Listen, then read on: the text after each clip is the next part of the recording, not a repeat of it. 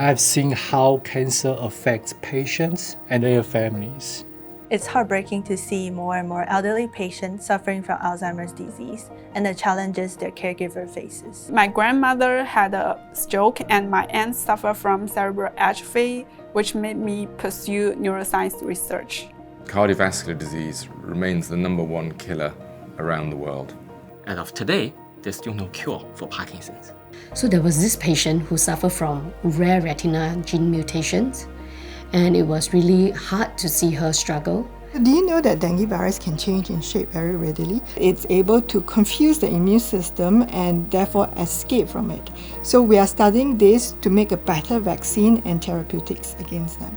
Dengue is a major problem in tropical and subtropical countries, including Singapore, and we might have a solution. Rhabdomyosarcoma is the most common pediatric soft tissue cancer. It's a rare but a very aggressive cancer that starts from muscle stem cells. We are the first scientists that use fruit fly to study this cancer.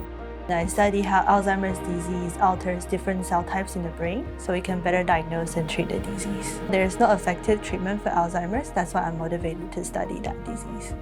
My research is grounded in understanding how the heart functions, but subsequently, as we've made our discoveries, we've gone in different directions to follow the science. And that's taken us into livers, into lungs, into kidneys, into skin, and into aging. There is currently no cure for advanced stages of inherited retina disease. I want to develop stem cell-based therapy to generate healthy retina cells and transplant them back to patients with the prospect of restoring their vision. I built 3D human brain organoid models. You may call them brain in a dish. They tell us about midbrain dopamine neurons.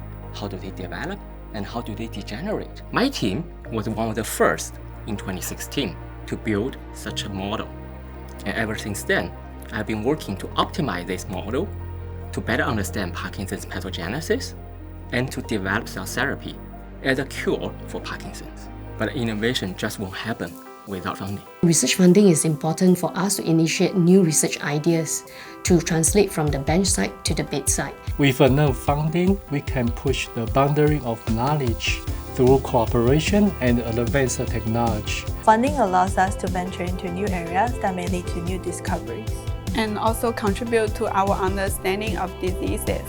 Research funding is our lifeblood, can catalyze your research, take it in a new direction very quickly. I received a grant from the Go Foundation in 2015 that enabled us to do a very targeted piece of work to generate antibody drugs, which has then spawned an industry of clinical trials, which is now ongoing around the world. And the Tonoto Foundation has underpinned my lab for many years, and it has given me a lot of latitude to move in directions that I wouldn't normally have moved otherwise. The Cool Bridge Funding Award allowed us to bridge between two grants, so we can still carry on our research while waiting for the next grant to get approved. The Diana Cole Innovative Cancer Research Fund allow us to continue with large-scale experiments to explore potential treatments.